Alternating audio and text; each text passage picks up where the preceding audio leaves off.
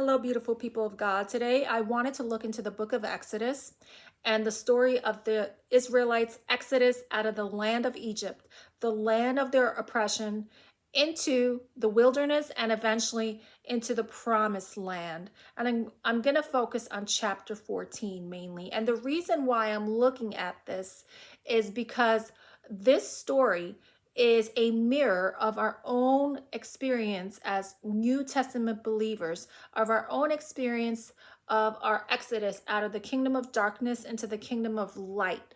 And if we've received deliverance, then we see so many correlations of between the Israelites' freedom from their bondage and our own freedom from bondage as believers of Jesus Christ. So in the book of Exodus, God appoints Moses and his brother Aaron to be his representatives. And this is what Exodus chapter 7, verse 1 says. It says, "So the Lord said to Moses, See, I have made you as God to Pharaoh, and Aaron your brother shall be your prophet." So God appoints Moses as a direct representative of himself toward Pharaoh, who is basically a representative of the enemy. And Aaron, his brother, acts as a prophet, and Jesus was a prophet as well. So we could see the correlation there with the New Testament, right? And what Moses and Aaron's jobs was to demand that Pharaoh let the Israelites go, that he let them go into the wilderness so that they could worship their God. And Pharaoh kept refusing. No matter how many times they asked, his heart became hard. There were 10 plagues that were sent by God toward Egypt.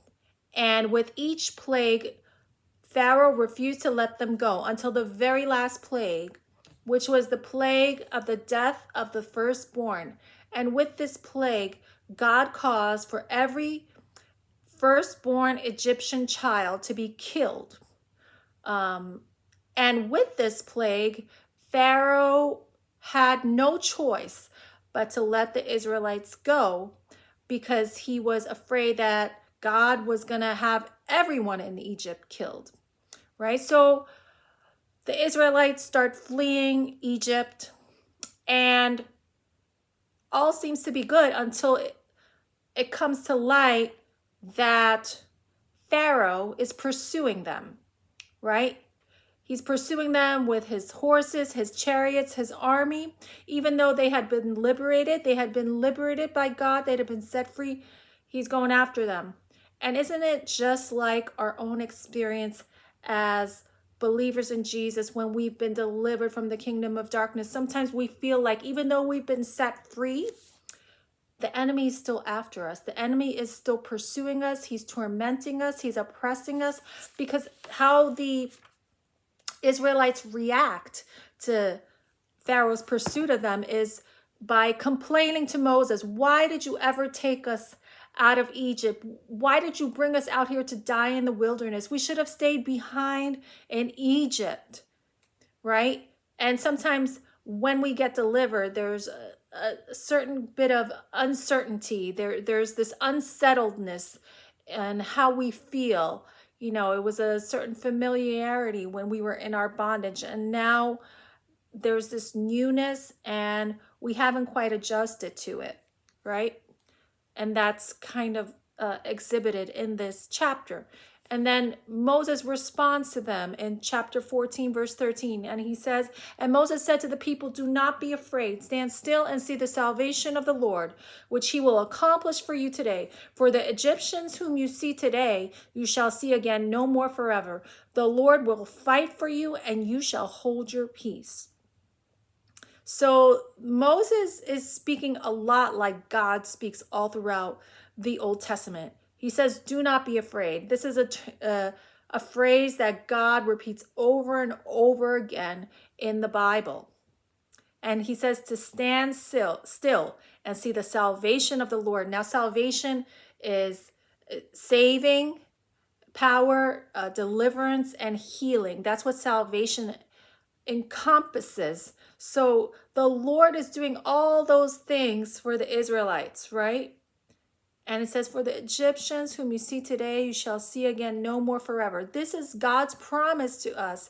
This was God's promise to the Israelites. If they just trusted in God, believed in God, that he had delivered them, that he had brought them out of their bondage. And that's the same promise to us. If we just stand still and believe and trust in God that he has freed us from our bondage, then the Egyptians that we see today, the Egyptians that we saw yesterday, we shall see no more forever. The enemy has no power to come back into our lives if we trust in our God and we believe in our deliverance. And I want to move over to verse 19 in Exodus chapter 14. Verse 19 says, and the angel of God who went before the camp of Israel moved and went behind them, and the pillar of cloud went from before them and stood behind them. And so it came between the camp of the Egyptians and the camp of Israel.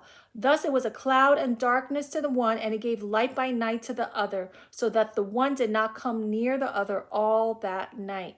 So God protected the Israelites. He placed a pillar of cloud in front of them with light so they could walk toward the light, just like we walk toward the light when we are believers in Jesus Christ. We're attracted to his light.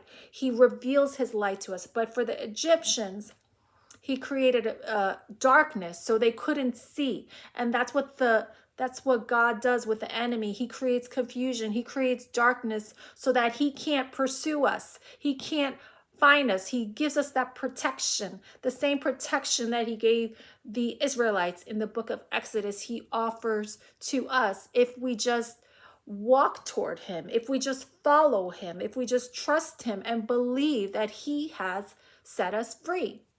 So I wanted to bring that to life for you, just to encourage you as you're fresh from your deliverance, you're fresh from